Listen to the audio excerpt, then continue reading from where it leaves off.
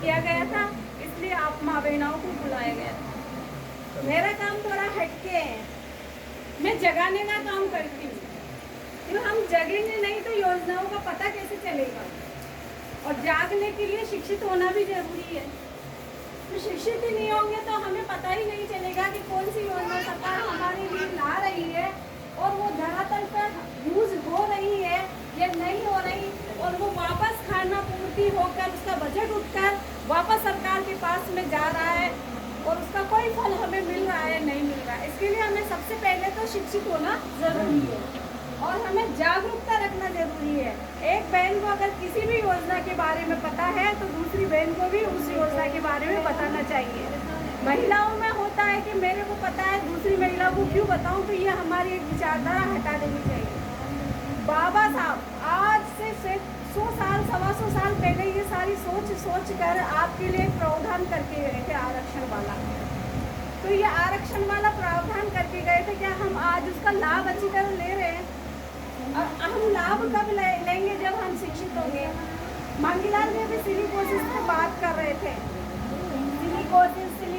Silicosis, और मैं जाती हूँ सुनती हूँ तो मेरे कान भी भर गए सिलिकोसिस सुनते। हमें सिलिकोसिस की नौकरी करने की जरूरत ही क्यों पड़ती है? हम इस पर क्यों नहीं सोचते?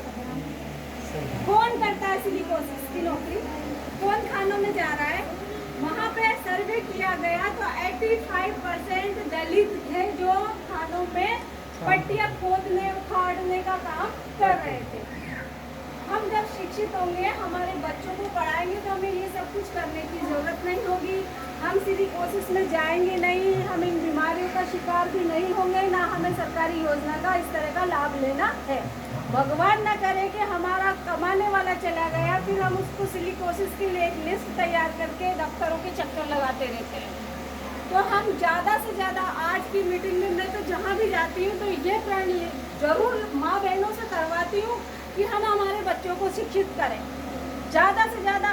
हमारी अगर कैपेसिटी नहीं है कि हम गवर्नमेंट प्राइवेट स्कूल में भेज सकते हैं, नहीं भेज सकते तो हम गवर्नमेंट स्कूल में भेजें। नए मामा से काना मामा अच्छा है, बोलो है कि नहीं है? सही बात है ना? नहीं मामा से हमारे यहाँ गाँव है तो काना मामा अच्छा है, तो हम उस बात पे सोचें।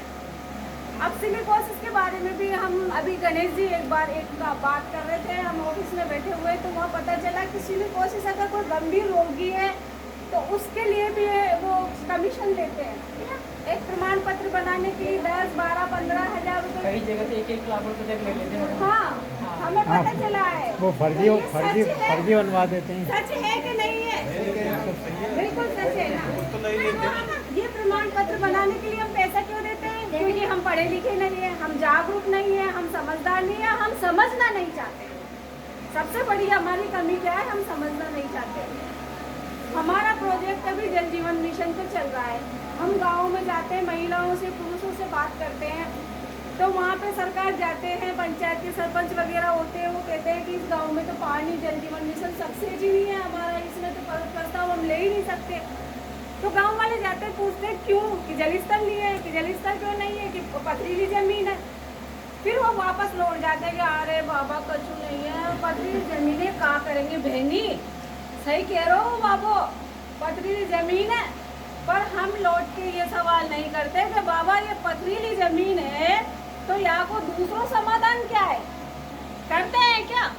नहीं करते ना हम सवाल। लेकिन हमें सवाल करना चाहिए। हम औरतों को, महिलाओं को, पुरुषों को यही समझा रहे हैं